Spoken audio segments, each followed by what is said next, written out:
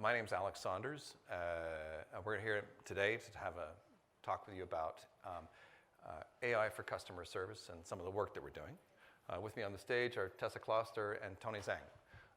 We're all members of the product team in Redmond, so if we can't answer your questions, probably nobody can.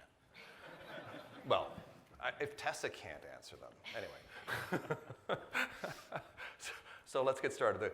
The agenda for this is a pretty simple tee-up. We're going to spend a bit of time talking about just generally what we see in business applications. That's me, the talking head. And about 10 minutes in, I'm going to start to turn it over to these guys who will give you some absolutely kick-ass demos. I hope you really enjoy them, get some value out of them, and then we'll talk about next steps at the end, okay? AI. Everybody talks about it. I mean, there's tons and tons of activity that's going on in both the market, at the analyst level. People are looking at AI as being the next big thing. How many of you have actually done any kind of implementation of AI in your organizations? Yeah, a few. Okay, cool. How many want to? More.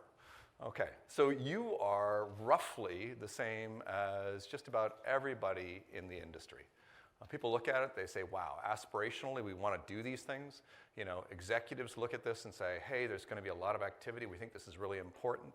Depending on which analyst you talk to, they're telling you that there's going to be a shift in business value creation from companies that exploit AI, or sorry, that use older methods to ones that exploit AI. So Gartner, a couple of years ago, pegged the number at $2.1 trillion. Over the next 3 years. Well, I don't think we've seen that kind of a shift, but the magnitude of what people are talking about is pretty phenomenal. And yet at the same time, as it says on the slide here, most people are just starting. They look at what it is that they might be able to do in the future, and they think, well, there's some good stuff that we could do. Got real world business problems to solve today, and a few are experimenting and playing with it. We actually have a pretty powerful technology strategy to address that. And it really is capable of meeting you wherever you are in your AI journey. So, you know, on the one hand, there's the stuff that is on the bottom of this diagram, the Azure AI components, right? And, you know, this is a business, I hate to say it, but we've been in this business since the beginning of the company. Not necessarily Azure, but it is tools and components that allow software developers to be able to build applications that suit their businesses. You know, I got a bit of gray hair. The first thing I ever wrote any code on was a Commodore PET in 1977 running Microsoft Basic. That's how old this kind of business is for us. We've been plumbers for a long time, and we understand what it takes to plumb applications. Another part of our strategy has to do with, you know, just simply putting AI everywhere, empowering individuals to be able to use AI in their day-to-day work streams. So, for example, and usually that stuff's invisible. So, for example, you might see, you know, somebody opening up a PC and Windows Hello recognizes their face and logs them in. That's an example of AI. PowerPoint is another great one. These days, instead of putting templates into your application and saying I'm going to start with a template, PowerPoint will analyze the text that you're writing in your bullets and start to suggest layouts that will best convey the information that you're trying to convey. So all across our entire product suite, whether it's got to do with personal applications or business applications, you're starting to see AI weave its way in. And then most recently, when we started to talk about business solutions, the Dynamics organization now has a full-blown AI center of excellence inside the organization, and we're both adding AI into the Dynamics applications themselves and also starting to build new AI-based applications that take native AI and exploit that on behalf of customers who use these applications. So primarily in the areas of sales, customer service, and marketing, although yesterday you would have seen some interesting demonstrations around things like fraud protection, and other kinds of social activities, or the customer insights that joins up all the different customer interactions. So there are more and more of these applications coming on a regular basis. And the cool thing about them is because they are built on the Dynamics Foundation, they're built on top of CDS, so there's great opportunities not just for developers, for customers to be able to deploy them, but there are also platform opportunities. So you can build additional applications on top of CDS, which is very nice. The stuff that we've been working on, we are the customer service team, or part of the customer service team, has got to do with how it is that contact centers and customer service is being transformed. Did any of you see James's keynote yesterday? Yeah, a few of you? Remember that picture of the 1970s contact center? So that is a process which has not been impacted by technology in a significant way in a very, very long time. And we're starting to see the emergence of omni-channel as being incredibly important. Marketing organizations are seeing customer relationship management through the entire life cycle of a customer's experience with the company as being incredibly important. So these are emerging areas that AI can play a role. And the old challenges are still there, right? Everything from low visibility into what the issues are, access to data, and these numbers on the right, consumers' experiences with contact centers, I'd wager that they're not that unfamiliar. Nobody likes to wait online for an agent to be able to solve a problem. So AI is a way for you to be able to identify opportunities to both support and train those agents, provide more personalized service, and have a tighter feedback loop that allows you to stay up to date on customer issues. I mentioned earlier that this is work that we've been doing for a while. Tiny bit of history. A year ago, this was a research organization that lived inside Microsoft Research. And we were popped out of research and dropped into the business applications group and told, the research that you've done is really good, now go build a product around it. The research implementations we've deployed at companies like Macy's and HP, and at Microsoft itself. This grew out of an internal project that we built for ourselves in order to be able to provide better customer service and in order to be able to offload some of the traffic that was coming to our contact centers. So at this point in time, the virtual agent that we built supports almost 6 million conversations a month. It's real-world technology. We've learned so much in the last 3 years, and part of this productization process and what you're going to see today is a result of those direct experiences. And I think, lessons, a couple of things that we learned. And they're not surprising. And you'll see how we apply these lessons in the products themselves. So, triggering the right topic and answer. A lot of work has gone into the natural language understanding with the ability to be able to do things like ask clarifying questions and differentiate between different ways of asking the same question. So the natural language that's going on in there to be able to process these queries is pretty sophisticated. The other one is content. At Microsoft, we had something like 4,500 individual topics that we could handle through the bot. HP has in the range of 3,500. It turns out that when people are looking for answers, having answers is important. There's a lot of small chatbots out there that don't provide great experiences for customers. And the reason why is because customers get frustrated very quickly by the domain of answers they can get from them. So one of the things you're going to see is that we've taken the paradigm of building a bot and turned it on its head so that it has become a content management problem rather than an AI and software development problem. And I hope that at the end of this presentation, you'll look at that and go, wow, that's a really different way of building these, and I could do this too. And then the last one, of course, is going beyond conversational search. Lots and lots of bots out there that will answer a question just by looking up something on the web or finding an answer within a company's website. And so to go beyond that and be able to take actions, to be able to integrate with back-end systems, and we do that with Flow and technologies that you're all accustomed to, is a critical element of what differentiates this technology from others. So out of the work that we did, 2 products came out of it. One of them was Customer Service Insights. And what this is a tool that allows contact center managers to be able to understand what's actually happening in the contact center by using natural language understanding to be able to analyze the content of case histories. And the other one is a virtual agent tool. And what that does is enable you to be able to support and create content for building out those virtual agents. And I think I'm going to hand this over to... Sure. I'm going to hand this over to Tessie here. Thank you, Alex. So yeah, transitioning from the setup into the products and a little bit more about what the products do and what they can offer you today. As Alex said, the Insights and Virtual Agent, they're obviously 2 offers that kind of came out of our team. But of course, we integrate very closely with the core customer service experience in Dynamics and with the rest of the suite as well. Really, the lines do continue with a lot of the other applications. Specifically, the way that our 2 products work together is you have this concept of learning and understanding what's happening in the contact center, the customer service center today, and then really understanding the opportunities and taking those opportunities and going even further by doing something like building topics into the virtual agent and then ultimately deploying them. And then once they're deployed, monitoring and tracking and building this back into the learn and understanding cycle. So really having the customer service insights give you that view into opportunities and then acting on them with the virtual agent and then continuing from there.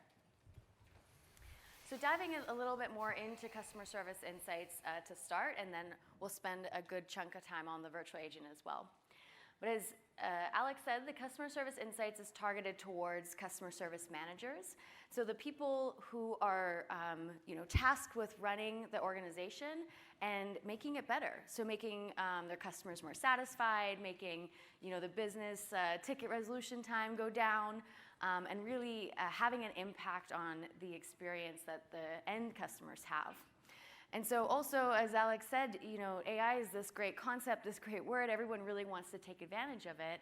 And customer service insights is a great way to leverage it without actually having to have a degree in AI or really be a data scientist at all. And we kind of leverage 3 key pillars in order to make this possible.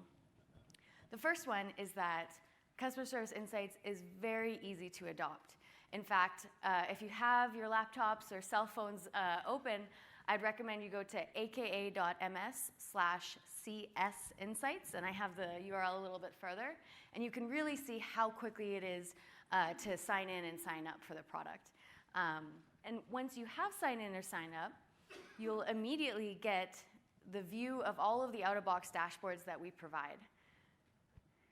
You can start by connecting to your own data, and so if you're using Dynamics 365 for customer service today, it's just a few clicks, and then immediately these dashboards will be populated with your own data.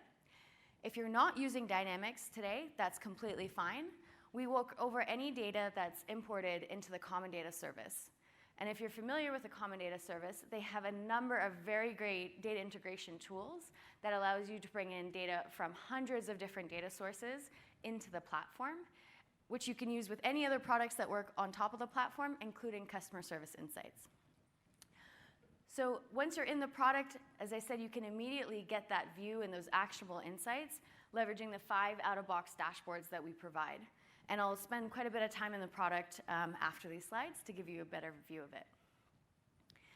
And so in addition to these dashboards and maybe more of your traditional BI metrics, we also provide automatic topics that we've created for you based off of the issues that you've seen within your customer service organization. And this is really where the AI power comes in. So today, traditionally, customer service managers might be looking at the thousands of issues that they're seeing across the business over the last few months. And it's very hard to identify trends and patterns and emerging topics just by looking at all these thousands of issues. So instead, what Customer Service Insights does for you right out of box is it parses all of those issues and really understands the intent and the meaning behind them and classifies them together into what we call topics. Now, this is more than just basic keyword matching. It's not just looking for the same words and putting them together. It's leveraging the industry-leading natural language understanding model that Alec mentioned to really get at the different meanings of the issues and grouping them together. So something like, I think I have an example on the next slide. Something like promo and a coupon code. We all know those are very similar things, but of course the words look very different.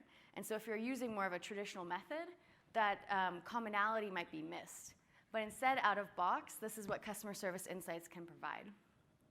And so this topic discovery, as I said, is automatic. Just as you connect to your data, it'll happen actually in that initial provisioning. So in less than 5 minutes, you'll see all these topics clusters automatically being generated.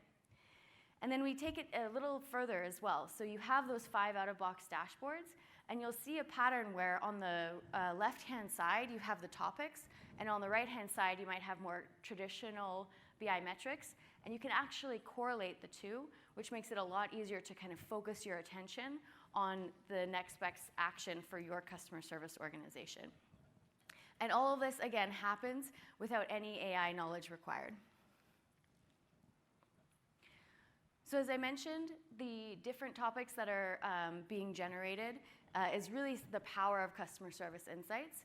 And one of the things we did take very careful attention to is to ensure that these topics stay stable over time. And so as long as you're seeing similar issues, you're going to see these topics clustered in the same way. And that's really so that you don't go in one day and you see a set of topics that you're interacting with, and then tomorrow on the next refresh, things have completely different, different views based off of that model. Instead, we ensure that the view that you have is consistent as you're interacting with it. And again, here, this is the promo and coupon code scenario where really these are brought together, and also that helps reduce the topic duplication. So another key part of our products is how we integrate across customer service insights and virtual agent. So today in the product, what you'll see is kind of a launch point between the two. But as we continue to improve and expand on capabilities within the product, you'll actually see a much tighter integration across. And so before I switch into a demo, I just wanted a quick show of hands. How many people have tried customer service insights already? Great, okay, good. We are a GA product, so that's another thing that I'll mention quickly. We GA'd April 30th, so just over a month and a few weeks ago. And it's been really exciting to see all of the different use and excitement around the product. We do have time at the end, so if you have any feature requests or questions, make sure you add those as well. So with that, I will jump over to a demo of the product.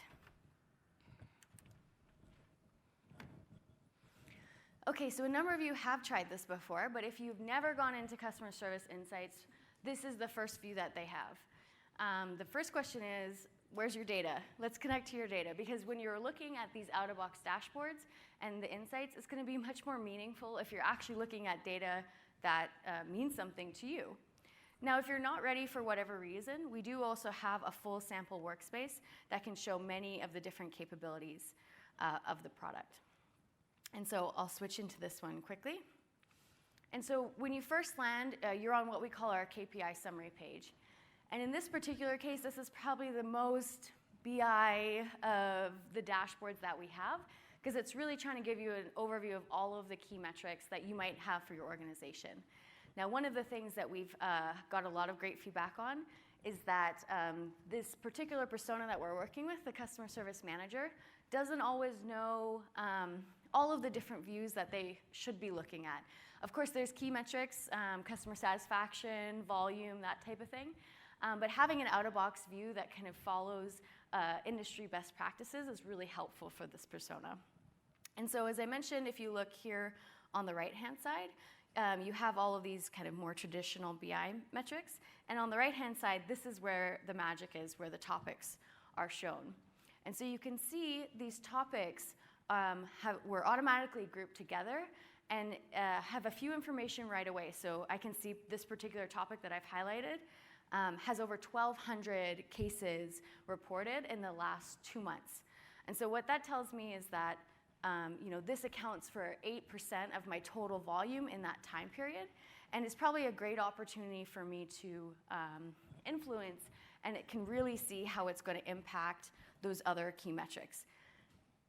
Another thing you might have noticed is that we are using Power BI embedded. And one of the reasons is that this is, many people have used Power BI. In fact, I'm assuming many in this room have as well. And so the familiarity in how you can interact with a dashboard is something we kind of get automatically because we're reusing kind of common patterns that these personas might already be familiar with. So the ability to cross-filter, use any of the slicers, all of that is kind of consistent with Power BI. We also leverage the ability to drill through. And so if I have identified a topic that's really interesting and needs maybe a little bit more focus, is a great area for me to improve on, I can actually drill through to one of the dashboards that gives me that full overview and deep dive specifically into this topic. And so again, you can see a lot of the kind of common key BI metrics that I might be watching. But I also can go a little bit deeper. So now I can see how this particular topic is working across channel, the impact that it's having, I have a view of the different agents and how they're interacting with this topic. And so, for example, if I really wanted to improve this particular area, right? If I work on helping people add items to a watch list, my call volume can drop by up to 8%. That's a huge opportunity. And so if I'm looking, for example, at the agents, I can see that Vincent is actually getting most of the unresolved cases. So there's a few reasons for that, potentially. You know, maybe Vincent is the expert in this particular area, or maybe he actually isn't able to resolve these cases as fast as some of the other agents. And so either I need to, you know, find Vincent a buddy and someone who can help take his workload, or maybe Vincent needs a little extra training on this particular topic.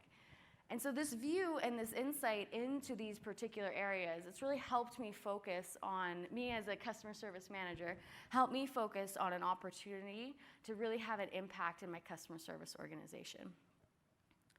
So going back to some of the other dashboards that we have as well, and I'll open this back up. So as I mentioned, the kind of home base is on this KPI summary, but you'll see the three other dashboards around new cases, customer satisfaction, and resolutions. And so we know within a customer service organization, you know, there's different kind of key areas that you're trying to improve, and customer satisfaction is one of the main ones as well. And so although my KPI summary is going to give me a little bit of everything, I might really want to drill in, say this month or this quarter, I'm really focusing on how to improve my customer satisfaction. And so again, this gives me an overall view of all the topics and how those interact potentially with my customer satisfaction, in addition to kind of the current state that it's in kind of on the right-hand side.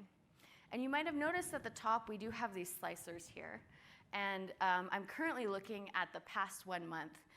And what these different time periods offer is that ability to compare. So how are things doing last month to this month, or last week to this week, or even yesterday to today? And that comparison helps really, again, give me a better understanding of the different things that maybe were an issue a month ago and how they might be trending up or down in this particular time frame. But back to customer satisfaction for a moment. You can see, again, the different topics and how they've been clustered. And again, these all interact across the whole different dashboard, so consistent experiences throughout. And this particular view has something in addition to that. It also has this impact score. And what that does is leverage a calculation of all the cases related in this particular topic and how those are actually affecting the customer satisfaction across the average customer satisfaction in my organization. And so again, a really clear opportunity. If I had to choose, we all have limited time and limited resources. If I had to choose what I'm going to do next and to really have an impact, I can leverage this hint to really see what might have the best effect. And so in this particular case, my topic around mobile app crashing, which really sounds like a bug, and so maybe is something I need to go back to engineering with, that one can affect, by resolving this issue, I can affect the CSAT by up to 0.2%, which again, just really narrows my focus and helps me decide what the next best option is. So a few of the other dashboards, you're getting the pattern of the way to interact with them. Again, I highly recommend just go and sign up today. This dashboard that I'm looking at right now is all the sample ones, so you'll see all of the same interactions.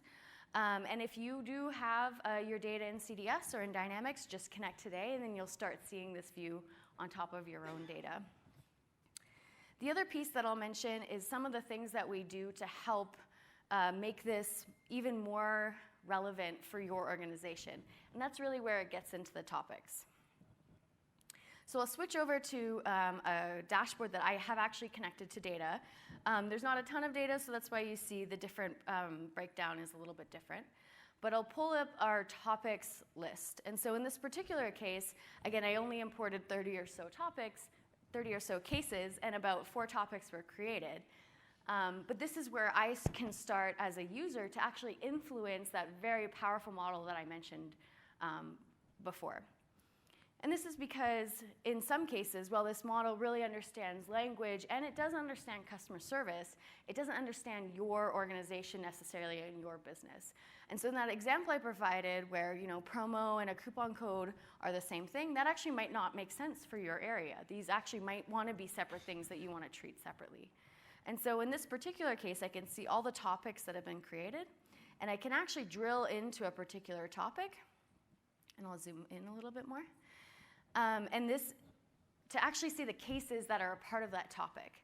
So again, not something that I necessarily will do every day, because really I do want to see that higher level insights and how to make these actions.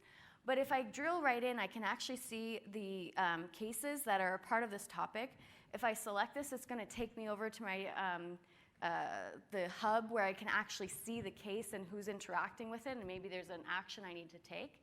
But you'll also see that there's some feedback you can provide directly in the product to influence the model and how it's working for your organization. So you might look at some of these and say, actually, this is a great topic. This is a great example of the topic in this case, and maybe this one is not so great. And so by providing this influence on the actual model, the next time it refreshes, it's going to take the feedback that I've provided and update the case clustering accordingly. And so thumbs up, thumbs down are a great way to do it. You can also just explicitly move to another topic. In this particular case, if you know it shouldn't be here and it really should be over here, you can just take that action yourself. And all that, again, will help this model really work its best for your customer and your business scenario. There's a few other things around settings that also help you influence to get the view that you want and really help the model work the best for you. One of them is by topic granularity. So by default, we kind of set it right in the middle, have about a medium level of granularity, but based off of the number of cases that you're interacting with and the different views that you prefer to see, you might choose to update this granularity setting, and it'll influence how that clustering is done. Another one that ends up being very helpful, we know in customer service organizations that the use of kind of tags or keywords in a title is quite common. So you might, as for example, indicate something is of a certain tier or based on its status directly in the title. Now, when you're doing something like natural language understanding, the words that are in that context can really influence what's happening as well. And so there's a way to actually tell the model, ignore these types of words or words that have these delimiters around them, and really focus on the issue summary that's in this field. And that, again, just helps ensure that the model is kind of the most performant and the most accurate for your scenarios. So all this kind of happens out of box and is directly in the product and allows people to, influence and ensure that all these capabilities work best for them. And again, are typically something on these setting sides that might happen once or twice, and then they're taken into account every nightly refresh and every time more and more case titles are brought in. So with that, I'll pause for a quick second and see if there's any questions. Yeah. These new products, customer insights, sales insights, virtual agents, is that like an additional license for that? Or? Great question. So the question was, how does the licensing work for this application? And so the different Insights apps, honestly, are a little bit different. I can speak to Customer Service Insights. Today, you can purchase it standalone. So again, you do not have to be a Dynamics customer in order to use the product. But if you do already use certain customer engagement licenses, it is included as part of that. And we can talk more details later if you'd like. So with that, I will pop back over to the slides. As I mentioned, it is a GA product. Today we are English only, but we're actively working on releasing language-based models as well. And yeah, if you have any questions on availability, please let me know. I'll hand it over to Tony. Thanks, Tessa.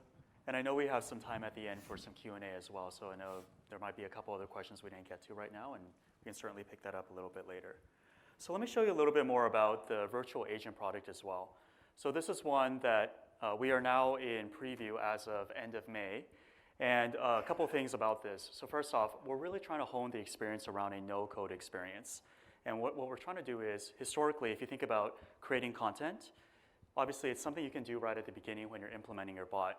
But one of the challenges we've always found is after that bot's been deployed for, let's say, 12 months or 18 months or 2 years, the content starts to become stale. And it's often difficult for you to turn around refreshes to your content very quickly without involving IT or without involving an external partner or a systems integrator. So one of the things we're trying to do is really democratize that experience, enable you to make those content updates yourself by placing that power within the person who has domain expertise over the type of content they want to load into their virtual agent. The other thing we're trying to do with this is really trying to make sure that you can actually craft very personalized, dynamic conversations by using things like Microsoft Flow to be able to pull in dynamic information from your back office systems. And that, for us, we believe, takes you beyond providing simple answers with things like static dialogue trees into scenarios where you can start to have the bot take actions on your user's behalf and start to query things and then dynamically adjust conversations based off of what your users are responding with. To us, that makes it a much more powerful experience for your end users and one that we think will create a lot of end user delight for you. So a couple things we can do here. We'll go through a deeper look here, but really let's get into the demo here. So let me switch over. Okay. And let me get into the browser here. So what we can actually do, it's still there. Yeah. Okay, let me exit out of there so we can get over to the browser. All right. So let's actually create a brand new virtual agent from scratch. Because one of the things you can do is you can start to set up different virtual agents for either different purposes or even different brands in terms of different product lines you may have. So we can create a brand new one. We can just show you one right here. Let's say this is a product troubleshooter. And again, this is built on top of CDS, so you have the ability to go and pick different environments as well. And so let's go ahead and create one here. And you can see this one will actually go pretty quickly. And so once this is actually up, you've actually got a brand new virtual agent here, which is one that we just created. Now this one, even right out of the box, comes with quite a few topics that are already loaded in. These are the types of things that your virtual agent knows how to respond to automatically. We have two groupings of topics that we like to talk about here. One is really around these user topics, and what you can see here is we've actually loaded in a bunch of different examples. Now, our intention isn't necessarily for you to use these right out of the box as is. You can use them to get a sense of how to go and create different dialogue trees. Or if it's pretty close to the type of scenario that you want to go and use, go ahead and customize it, and then you've got something that you can use tailored for your purposes pretty quickly. In addition to that, we also have a number of what we call system topics. So these are things that you cannot go and delete. However, you can still go in and customize it. And this configures a lot of the type of standard behaviors that your bot knows how to do, such as how it greets your user, or how it says goodbye, or even how it hands off to a human agent for an escalation type of scenario. And all of that is configurable and customizable for you right out of the box. So what I can do now is, for example, let's say I go into the greeting topic here. First off, we have one of the things that we've actually done here as well is we want to try to shorten the development cycle for you by making it highly iterative for you. And so we have this canvas right here, which basically emulates what it looks like from your end user's perspective. So I can turn on a feature that we call tracing, and what that will do is that will actually update the right side of the screen to show you whatever topic the bot is currently on. And so this is a way for you to test and make sure that the bot is responding in the way that you see fit. So for example, let's say I just start off by saying hello to the bot. This should come back with a standard greeting, and it'll show you something that, of course, right now is not customized, but we could go ahead and start to tweak that. And so you can see here it's just giving you a standard greeting, and in fact I can say something like, hello, deep dive participants, right? And one of the things I can do with this is if I hit save, I can save that, push that content over to my test canvas, and right away, let's try this again, and we should see my new content automatically show up right here. So there you go. You can see the edits that I'm making, and these are showing up real time for me. So as a bot author, this is incredibly powerful because now I can start to play around with content, play around with my different logic structures. And then, I'm always not quite sure if it's working, so it's the easiest just to test it right away. So this is a pretty trivial example. So let's go through something maybe a little bit more complex. Let's assume, again, let's say I have different sort of products, and one of the things that maybe I get a lot of questions about are things like whether or not my warranty is actually still active. So I can go ahead and start to create a scenario like that. So let's create a new topic, and I'll just call it a warranty checker. What I can do now is I want to provide some examples from my natural language understanding model here. And again, one of the things I'll do is I'll just create a couple types of standard type of user utterances that I would expect to receive. And what I want to do is I want to teach the virtual agent to trigger this particular topic when I hear something that's similar to this. Now, this doesn't have to be exact match because we have some natural language understanding behind the scenes. Obviously, the more diverse set of examples that you create, the better this will do. But even just starting off, I can write in just a couple quick examples, and we can start to play with this and see if this is actually working. So let's say I get something like, I want to see if my warranty has expired. That's one example. Maybe another one I might get is something like, check my product warranty. And again, I'm only creating 2 sample phrases here just to start. And then I can go in and create the dialogue tree.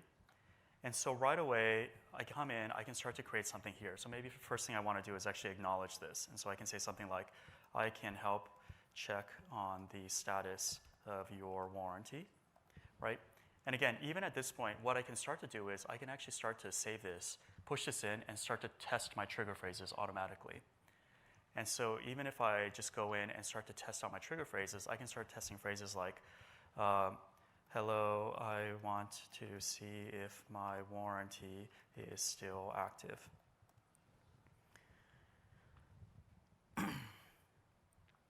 And one of the things I can do here is you can see what I wrote into the test bot is actually not the same as what I was using as some of my training phrases. And so part of this is, as a bot author, I want to know, did I write enough example phrases here? Should I provide some other scenarios, right? And this is a way for you to very quickly test this. Now, in this case, this you can see actually did manage to line up against a topic that I had intended it, and it returned back the first thing I had authored. So that's great. Now I can kind of continue on with my authoring. So let's say the first thing I want to do here is I want to check on the status here. And in this case, what I want to start doing is I actually want to start leveraging the power of Microsoft Flow to go and look up information on my backend system, because I think that's a much more powerful, user-friendly way to go and do this. So, let's say what I typically need is I need a serial number, but maybe it's hard for people to remember what their serial number is. They either don't remember the number or they don't know how to go and find it on their device. So maybe what I can do is, let's say I have a CRM system where I actually have a tie-in with something that's easier for you to remember, such as an email address, and tie that to the serial number associated with it. So I can ask them for their email address. So if I say this, one thing I can also do is I can actually essentially program my virtual agent to have memory about what my user is saying and be able to take those things and use them elsewhere. So in this case, let's say I want to be able to remember what the email address is. I can add in something that we call a user response. Now, this actually gives me the ability to branch out the dialogue as well. But in this case, I don't need to create suggestions or branches. I just need to go ahead and record down the answer and continue on. So I can do that using a concept that we call a variable, which from a natural language understanding standpoint is traditionally what you would think of as a slot. And so that's essentially what this is. And so you can say this is, my email. And once I have that, I can now start to go and feed that to a flow. So I've got a user response here. It's an email. And then I will go ahead and add in an action. This allows me to call on my flows. And so you can see in this instance here, I should have some flows that come up here. And maybe one I have is actually look up a serial number.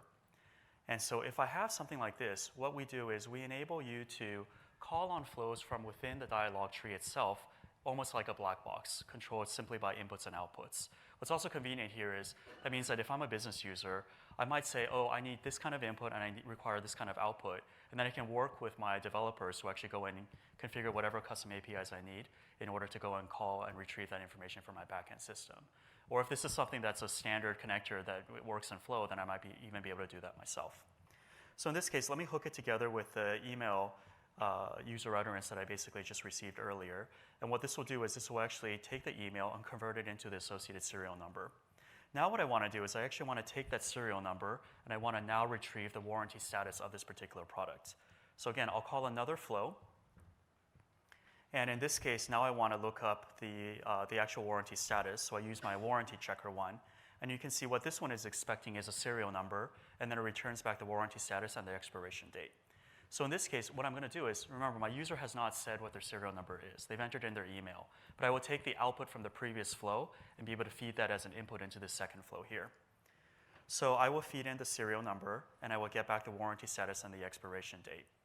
Now what I want to do is, let's say I want to create a different set of messages if your warranty is active versus if it's actually expired. So I can do that using this expression here. And what I can do here is I can select the warranty status, which again, this was one of the outputs from my second flow. And I can say, if this is active, then let's say I want to say, great news, your warranty is, and in fact, I can actually dynamically substitute in what that status actually is. And then I can even say things like your expiration date is, and again, I can substitute in things automatically based off of what I had learned before. Now at this point, I can go ahead and once again save this, test it, make sure my flows are actually working properly. The back office calls that I'm doing here, I want to make sure they work. So let's go and try this out. So let me push the latest content in again, and let's go ahead and try to trigger this, and let's make sure that we're getting back over to the warranty checker and that this is actually working as I intended it to. So I can say, I would like to check if my product warranty is active. And in this case, again, I don't think this is an exact match with any of the training phrases that I had given the virtual agent before, but we'll see if it's close enough. Yes, it did. So it started to match. Now it's waiting for my email address. So I can go ahead and put in something like tony@outlook.com. And again, what it'll start to do now is it'll call into the flows, retrieve a serial number associated with my account, and then go and look up that serial number and look at the warranty status of this product. So this is going through pretty quickly. So let me go back and kind of rewind back. And I can do this by clicking here. And this is an easy way for me to traverse my tree as well. And so you can see I got my email address. It called the flow. That completed successfully. That then retrieved a serial number, which passed it into the second flow. That also completed successfully. Then that went into this logical branch. I didn't author anything here, but that's OK for now. And then it went down here because the warranty was active. And you can see what played back was this one here, which dynamically substituted the information I retrieved from my backend system automatically into the dialog here. So this is a way to go ahead and start to create a much more dynamic set of messages with the power of the Power Platform and with Microsoft Flow. And the beautiful thing here is you've seen a lot of the new types of capabilities that the Flow team has been hard at work adding, such as AI capabilities and whatnot. The benefit of integrating with things like Microsoft Flow is you get all of that for free here as well. So that means you can actually start to feed in AI models and start to do a lot of that, and now start to incorporate that directly into your virtual agent as well. So let me pause here on the demo side. Let's flip back over to the slides, and I'll hand it back over to Alec to kind of wrap up.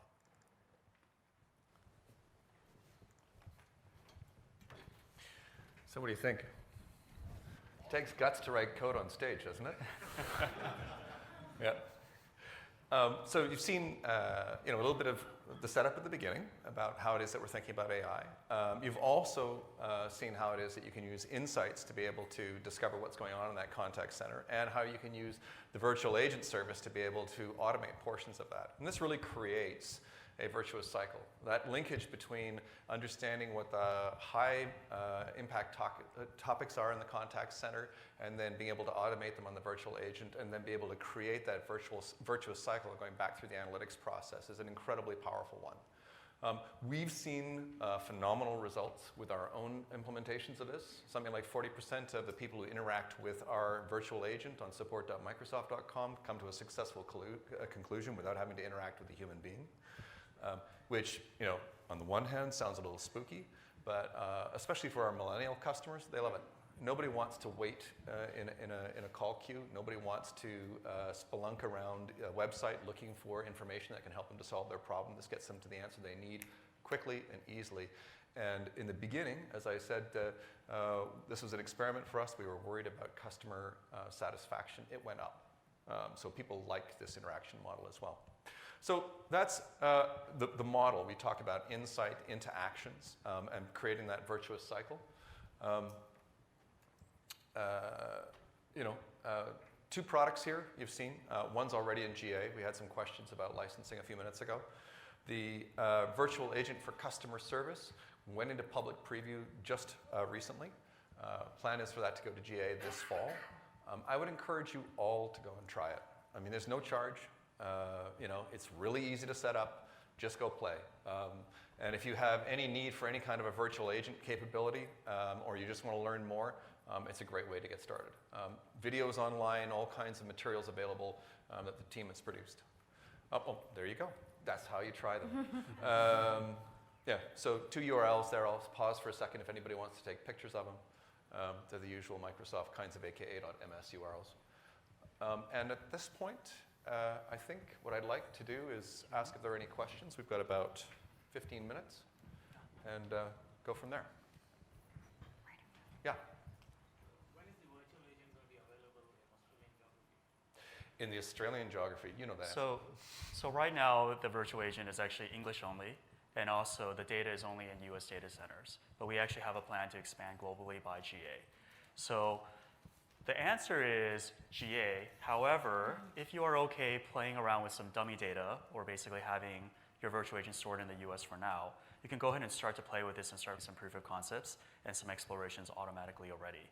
So if you have an Australian tenant, I think there's maybe one more step you'll have to do when you're going through the setup, which is just to make sure that you might have to go and create your own custom environment and place that within the US, just so that it works properly. Otherwise, if it's Australia or something like that, then I think during setup will give you an error that says, or a warning that says, you can't use it outside of the US right now.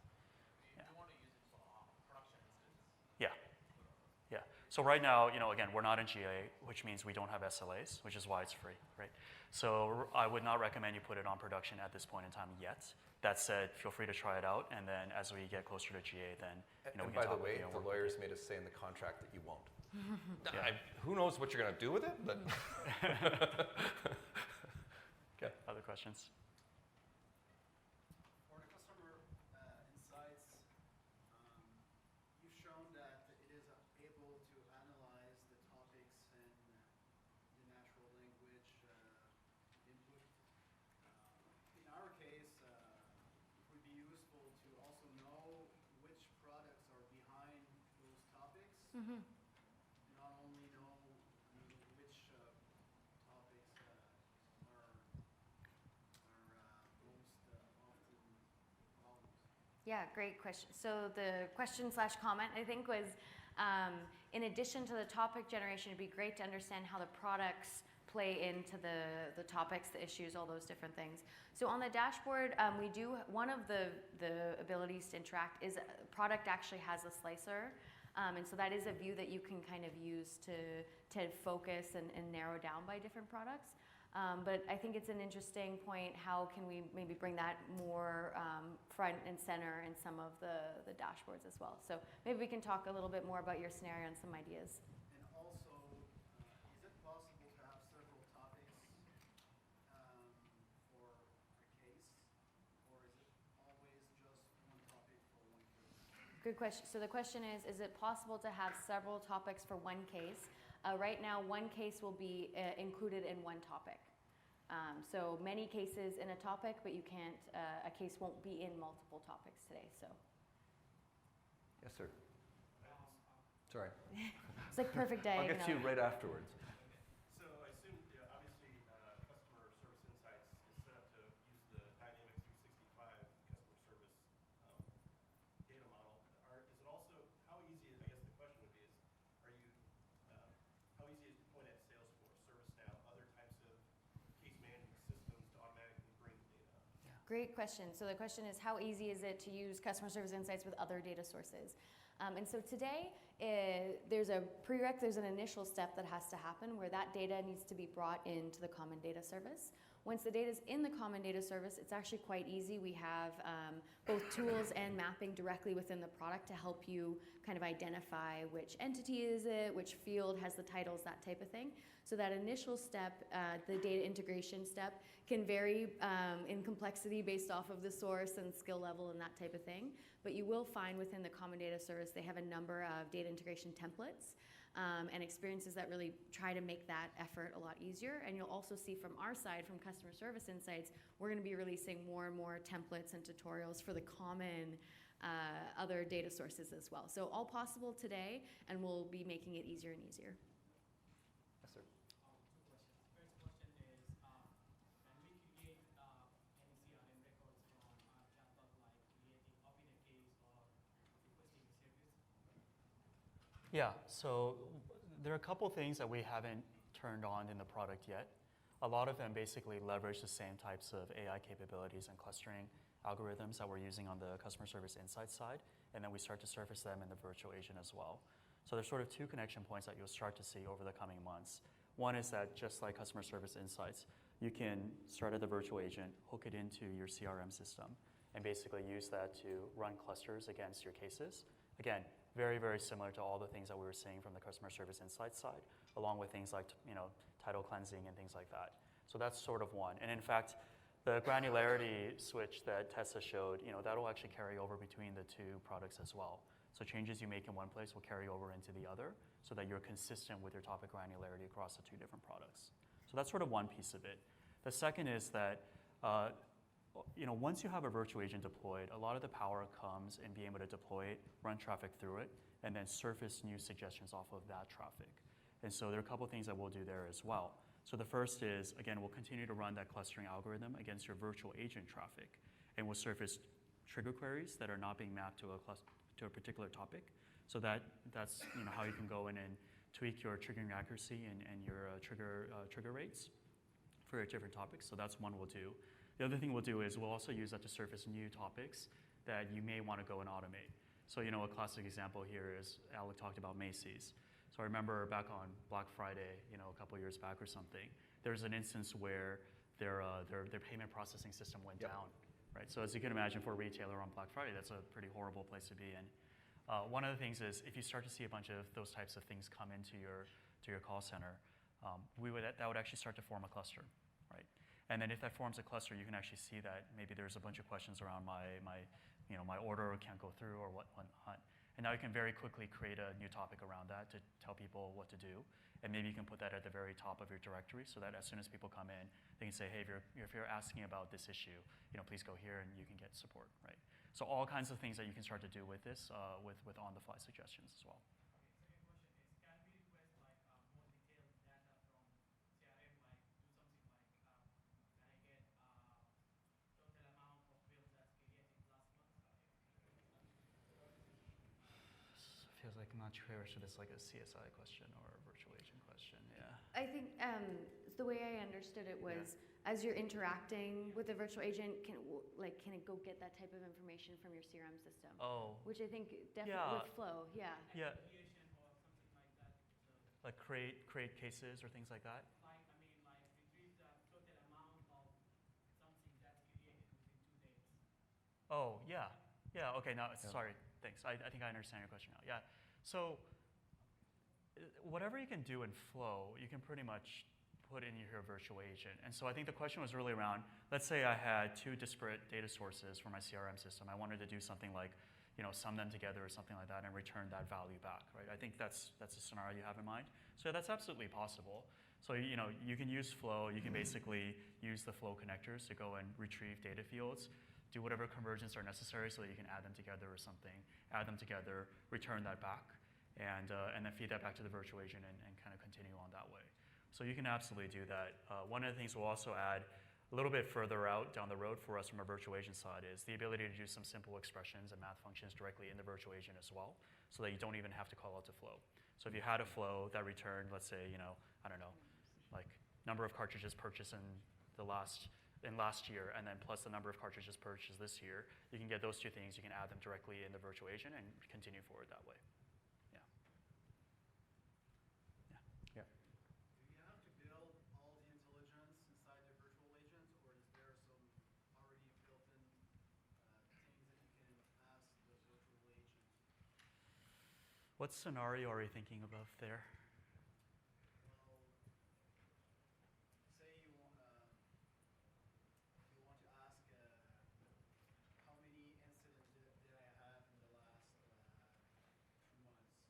Oh, so you as a bot author want to query the virtual agent on performance, or? Well, I'm asking from the customer side. I'm a customer right now. I'm talking to the virtual agent. Yeah. I'm asking a question that maybe the author did not think about. Yeah, okay. I see what you're saying. You Yeah. already have some pre-built scenarios that are handled by the virtual agent. Yeah, so answer's probably no, although there's a little bit of a but there, right? So the stuff you sort of see right now out of the box is sort of the pre-canned things that we come with. It's not that difficult to add new ones. So, people will sometimes put in little Easter eggs like who built you and things like that. You can always go and add things like that pretty easily. Tell me a joke, things like that, right? Anything to kind of reflect your brand voice. Now that said, I think there's another scenario you're talking about, which is, let's say I didn't author any content.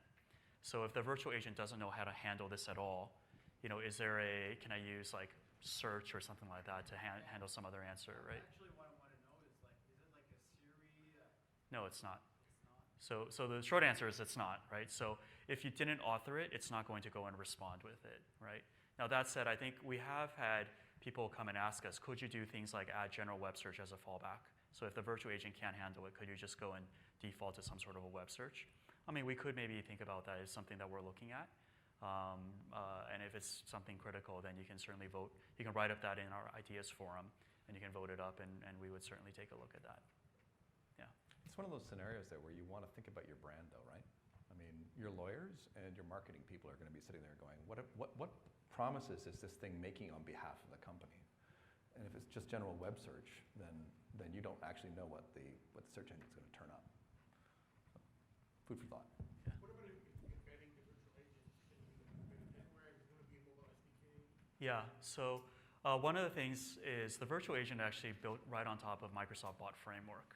And so right now we've only enabled web channel. In fact, we've got two. We didn't really show this, but you can deploy it to a sample web page, and then you can also get a little iframe snippet of code, and then you can use that and deploy that to your own web channel. But what we'll do is, because we're built on top of Microsoft Bot Framework, over time what we're going to do is add in multi-channel authoring capabilities. So you have a way to configure and tailor your content to the different types of channels. And then we will be able to expand to all the channels that Bot Framework supports. So that means you'll have things like Teams and SMS and Facebook Messenger and whatnot. Yeah.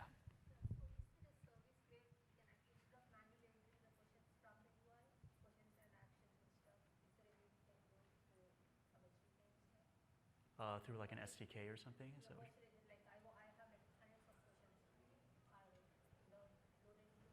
Yeah. Yeah. Yeah. So right now it's manual, unfortunately. We're hoping that with the experience it's a lot easier than it used to be. So it's not as critical to go and run some script or batch job or something like that. That said, there's another feature that we are playing with. In fact, we've got a science prototype working that's working pretty well, which is that you can, when you're setting up your virtual agent, you can basically point it to a website or feed it a document and have our algorithms basically parse that and generate Q&A pairs for it. And so if you've played around with things like Q&A Maker before, it's very similar, but you're basically doing that natively within the virtual agent. I can't hear you, sorry. Yeah. Yeah, so from some of the question is like, can I move this across environments, right? And so I think you're probably seeing from some of the other sessions, there's a move towards Azure Lifecycle Management. And so this is going to support that down the road as well, probably a little bit further out, closer to the GA timeframe. But what that will enable you to do is package together your bot content, which is your dialogues and the dialogue structures and your trigger queries, along with the underlying flows, because you might actually have different versions of dialogues with different versions of associated flows. You'll be able to package all of that together and then use that to then move it from environment to environment. Yeah. Yeah.